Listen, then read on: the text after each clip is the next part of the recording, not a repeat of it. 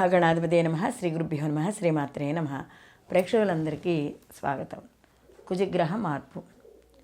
కుజగ్రహ మార్పు 2025 ఏప్రిల్ 3వ తేదీ నుండి 2025 జూన్ 6వ తారీఖు వరకు ఈయన కర్కాటక రాశిలో నీచ స్థానంలో సంచారం చేయడం అనేది జరుగుతోంది.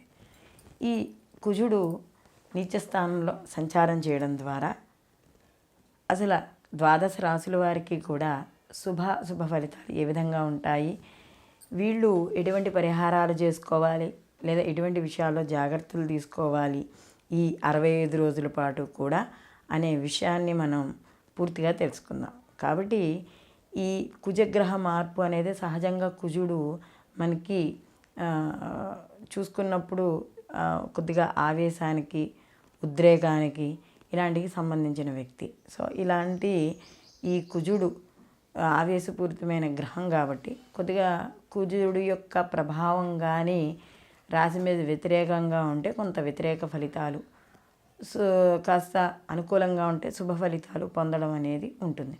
కాబట్టి ఈ యొక్క కుజగ్రహ మార్పు వల్ల అంటే గత కొంతకాలంగా ఈయన స్తంభించాడు, ముందుకు వెళ్ళాడు, మళ్ళీ వ్యతిరేక దిశలో వెళ్ళాడు, మళ్ళీ రుజుమార్గానికి వచ్చి ఇప్పుడు నీచ స్థానంలో కర్కాటక రాశిలోకి ఈయన మార్పు అనేది జరగబోతోంది. కాబట్టి దీనివల్ల ఎటువంటి ఫలితాలు ఉండబోతున్నాయి, ఎటువంటి పరిహారాలు చేసుకోవాలి అనే విషయాన్ని మనం తెలుసుకుందాం. కాబట్టి వీడియోని చివరి వరకు చూడండి. మేషరాశి వారికి కానీ చూసుకున్నప్పుడు ఈ కుజగ్రహ సంచారం ఏదైతే ఉందో ఇది చతుర్థ స్థానంలో ఇక్కడ జరగబోతోంది. అయితే ఈ మేషరాశికి రాశ్యాధిపతి కూడా ఇక్కడ మనకి కుజుడే. ఇలాంటి కుజుడు వీళ్ళకి చతుర్థ స్థానంలో ఎప్పుడైతే వీళ్ళకి సంచారం అనేది జరుగుతుందో కొంత వ్యతిరేక ఫలితాలు, ఎందుకంటే ఇక్కడ రాశ్యాధిపతి అయిన అష్టమాధిపతి అయిన కుజుడు చతుర్థ స్థానంలో నీచ స్థానంలో ఈయన సంచారం అనేది జరగబోతోంది.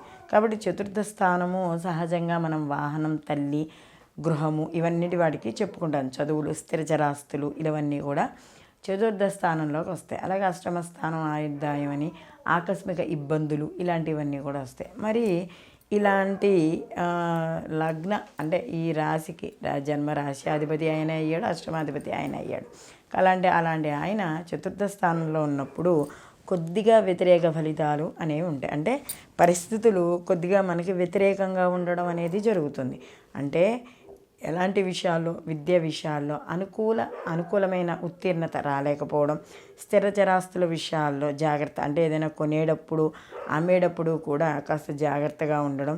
అలాగే ఇక్కడ ముఖ్యంగా చతుర్థ భావం అనేటప్పటికీ గృహం, ఇంట్లో ఏదైనా విషయాలు, అనుకోని విషయాలు, ఇబ్బందికరమైన విషయాలు జరగడం, లేదా అక్కర్లేని విషయాలు ఏమైనా చర్చకు రావడం ఇలాంటివన్నీ కూడా జరుగుతూ ఉంటాయి. అలాగే చదువుకు సంబంధించిన విషయాల్లో కూడా చిన్న చిన్న ఆటంకాలు, లేదా ఏదైనా ఇప్పుడు విద్యార్థులు ఉన్నారనుకోండి, వాళ్ళకి ఏదైనా స్కాలర్షిప్లు అలాంటివి రావాలంటే అలాంటి విషయాల్లోనూ ఇబ్బందులు కలిగే అవకాశం అనేది ఎక్కువగా మనకి కనబడుతోంది.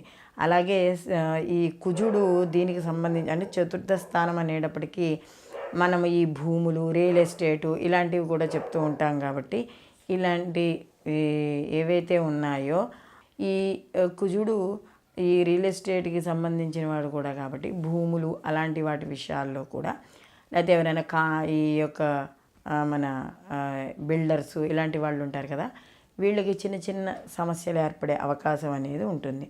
అలాగే గృహంలో మార్పులు, చేర్పులు, ఏమైనా రిపేర్లు చేయించడం, ముఖ్యంగా భూమికి సంబంధించిన అంటే ఇప్పుడు రైతులు, వ్యవసాయదారులు ఇలాంటి వాళ్ళు కాస్త జాగ్రత్తలు వహించుకోవాలైనా పెట్టుబడులు పెట్టేటప్పుడు కానీ, లేదా ఏదైనా మార్పు తేవాలి, ఏదైనా కొత్త పంట వేయాలి, అలవాటు లేని పంట, కొత్తగా ప్రయోగాత్మకంగా ఏదైనా చేద్దాము అని అనుకునేటప్పుడు ఇలాంటి విషయాల్లో కాస్త ఆచితూచి వహించాలి. అలాగే అష్టమాధిపతి కూడా అయ్యాడు కాబట్టి ఆల్రెడీ ఏమైనా కోర్టు కేసుల్లో ఉన్నవాళ్ళు కావచ్చు, లేకపోతే ఆస్తిపరమైన విషయాల్లో కావచ్చు, లేకపోతే గత కొంతకాలంగా పని అయిపోతుంది కోర్టుకు సంబంధించిన విషయాలు అనుకుని ఇంకా కొద్దిగా ముందుకు ప్రొలాంగ్ అవ్వడం ఇలాంటివన్నీ ఉంటాయి. అలాగే చేసే పనుల్లో కాస్త మందత్వం, నెమ్మదిగా పనులు సాగడం, ఫలితం వెంటనే రాలేకపోవడం ఇలాంటివన్నీ కూడా ఉంటాయి. కాబట్టి ఇక్కడ ముఖ్యంగా ఈ మేషరాశి వాళ్ళు ఈ కుజ ప్రభావం ఏదైతే ఉందో చతుర్థ స్థానంలో నీచ స్థానం అందులో, కాబట్టి ఈ సమయంలో తప్పనిసరిగా వీళ్ళు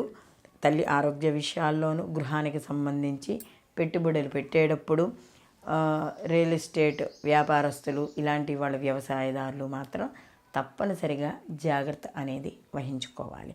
అలాగే వీళ్ళు మరి ఈ ప్రభావాన్ని తొలగించుకోవడానికి సుబ్రహ్మణ్య ఆరాధన చేసుకోవడం, అలాగే మనకి దగ్గరలో ఏమైనా సుబ్రహ్మణ్య స్వామి దేవాలయాలు ఉంటే దర్శనం చేసుకోవడం, మంగళవారం నియమాలు పాటించడం, కుజగ్రహానికి సంబంధించిన శ్లోకాలు చదువుకోవడం, అలాగే కందులు దానంగా ఇవ్వడం, కుజగ్రహం దగ్గర దీపారాధన చేసుకోవడం, అంటే ఈ చెప్పుకున్న వాటిలో ఏదైనా కూడా చేసుకోవచ్చు. అలాగే మనకి ఈ ప్రతిరోజు కూడా ఈ కుజగ్రహం దగ్గర దీపారాధన చేసి ఎర్రటి పుష్పాలతో అక్కడ అలంకరించు, ఏదైనా ఎర్రటి పదార్థాలు అంటే దానిమ్మ ఇలాంటివి ఉంటాయి కదా, అలాంటివి నివేదన చేయడం, ఇలాంటివి చేయడం ద్వారా ఇక్కడ ఏవైతే వ్యతిరేక ఫలితాలు ఉన్నాయో మేషరాశి వాళ్ళకి అవి కాస్త తగ్గుముఖం పట్టడం అనేది జరుగుతుంది.